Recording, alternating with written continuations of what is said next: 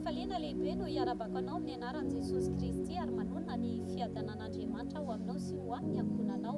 Ten'Andriamanitra ho zaraiko aminao amin'ity androany ity dia Jeremia 7:7 dia 9:7 vaky toy izao amin'ny anaran'i Jesosy hoe Antsoy aho dia ho valiako ianao ka ampiseho zavatra lehibe izay sarim-patarina izay tsy fantatrao.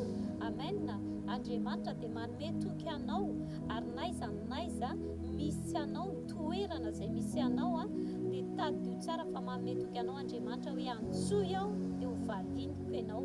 Antsoy izy dia hamaly anao tokoa izy ary ny zavatra izay mbola tsy fantatrao, ny zavatra izay mbola tsy hitanao, mbola tsy miainanao amin'ny fotoana rehetra izay antsonao azy dia tena hampahalalany anao, hampahafantariny anao, tadiavo azy amin'ny fonao rehetra, Antsoy izy amin'ny fonao rehetra fa hamaly anao tokoa satria Andriamanitra velona. Alleluia.